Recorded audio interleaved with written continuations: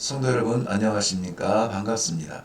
오늘 153 성경일독 제 123일째 되는 날입니다. 오늘은 마태복음 24장부터 28장까지 읽게 되는데요. 24장과 25장 모두 감람산에서 가르치신 내용을 기록하고 있습니다. 내용의 중심은 주님의 임하심과 세상 끝, 이것을 하나로 보면서 질문을 하고 있습니다. 예수님의 응답의 첫 번째는 사람의 미혹입니다. 이단의 등장과 사이비 종교의 흥황함이죠. 그 다음은 난리와 난리의 소문이고 민족과 민족의 전쟁의 소문이며 기근, 지진과 같은 천재지변, 역시 재난의 시작입니다. 그 다음은 제자들의 환난입니다. 세상에 미움을 받게 될 것이고요. 거짓 선지자가 와서 일어나고 불법이 성행합니다. 진리의 혼동시대. 그러한 가운데 끝까지 견디는 자는 구원을 얻게 됩니다. 세상의 끝은 예수님의 재림과 함께 오게 되는데요. 그 징조가 14절 말씀입니다. 이 천국 복음이 모든 민족에게 증거되기 위하여 온 세상에 전파되리니 그제야 끝이 오리라. 역설적으로 설명하면 예수님의 재림을 사모하는 성도라면, 그래서 그 세상의 마지막 날에 서기를 원하는 성도라면 땅끝에 복음을 증거하는 일에 힘써야겠죠. 환난 중에 가장 큰 환난은 거룩한 곳에 가증한 것이 서는 것입니다. 성전에 하나님이 아니라 사람의 영광이 서게 되고, 하나님의 사람은 겸손과 순종이 아니라 교만과 거역과 변질됨으로 가득 차게 되는 것을 보게 되는 것이죠. 그래서 교회가 간절히 성결을 구하는 것은 그래도 아직도 기회를 얻고자 함입니다. 마태복음 25장입니다. 신랑을 기다리는 예비 신부의 준비와 혼인 예식의 모습입니다. 24장 41절부터 51절의 선한 종과 악한 종 모두 같은 비유의 내용이죠. 중요한 것은 그날은 반드시 온다는 것입니다. 더디 와도 오고 피해도 오고 포기해도 옵니다. 반드시 옵니다. 악한 종은 맡기신 것을 자의로 사용했습니다. 신랑을 맞으러 나간 10명의 신부를 통해서 예기치 못한 시간에 오시는 신랑. 철저한 준비가 신랑을 맞이하는 신부가 될 것입니다. 공동체로 준비하여도 개인적인 구원을 볼 수가 있네요.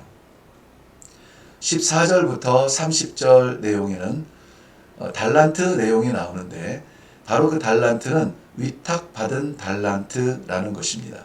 반드시 사용해야 하고 선하게 써야 합니다. 왜냐하면 맡기신 그분 앞에서 반드시 결산해야 하기 때문입니다. 너에게 맡긴 것을 어떻게 썼느냐 반드시 결산할 것입니다. 31절부터 46절은 마지막 심판 앞에 구별될 양과 염소의 자리입니다. 두려운 것은 누구도 자기의 자리를 예상하지 못했다는 것입니다. 생각하지 못한 진리들이 나타나는, 진실들이 나타나는 그러한 자리였죠.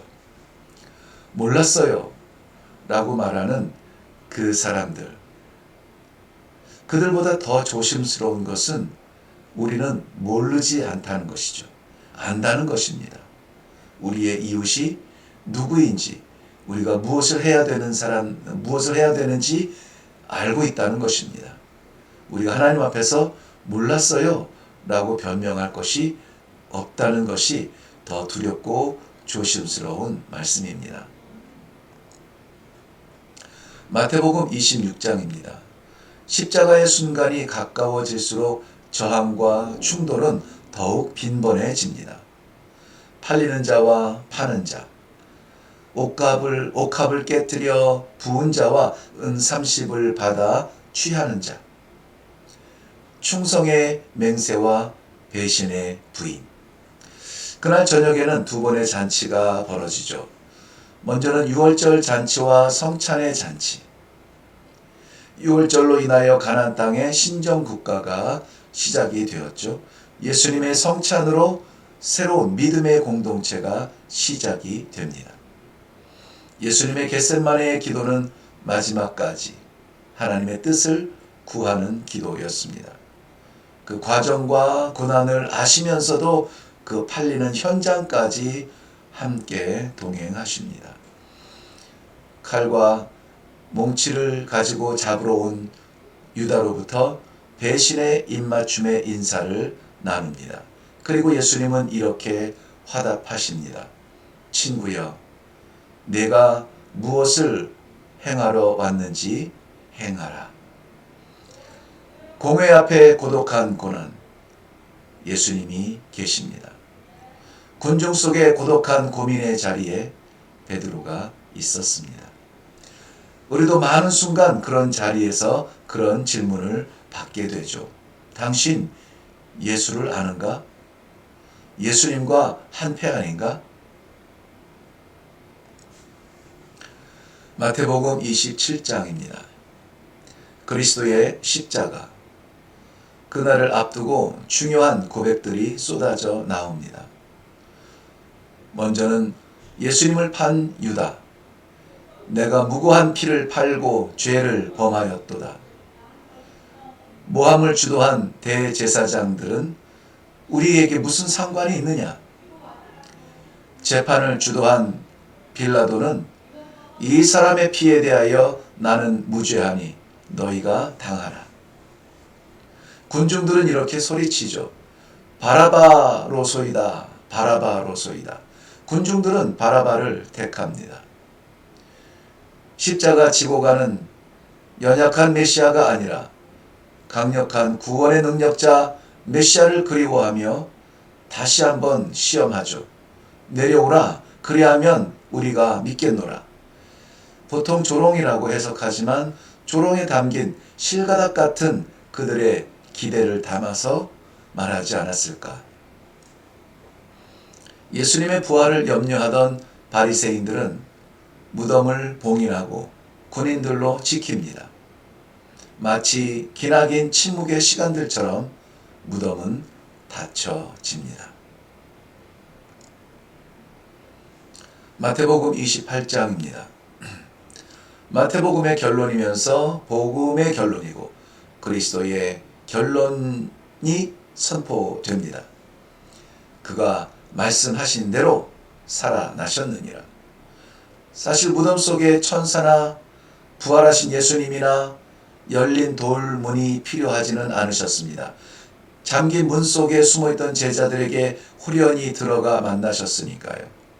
그렇다면 열린 무덤의 돌은 이것이 무거워 옮길 수 없는 여인들, 소식을 듣고 달려온 제자들을 위해 열어놓으신 하나님의 배려 아닐까요?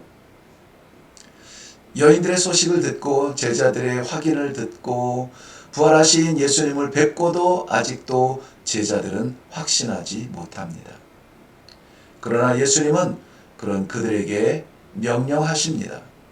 너희는 가서 모든 민족으로 제자를 삼아 아들과 아버지와 성령의 이름으로 세례를 베풀고 내가 너희에게 분부한 모든 것을 가르쳐 지키게 하라. 보라, 세상 끝날까지 너희와 항상 함께 있으리라. 일회교회 바로 그런 자리입니다. 우리 주님이 함께 하시고 주님의 명령을 따라서 땅끝까지 이르러 주의 복음의 증인이 되기 원하며 그 일을 위하여서 최선을 다하는 성도들의 공동체 일회교회 모든 성도님들을 주님의 이름으로 축복합니다.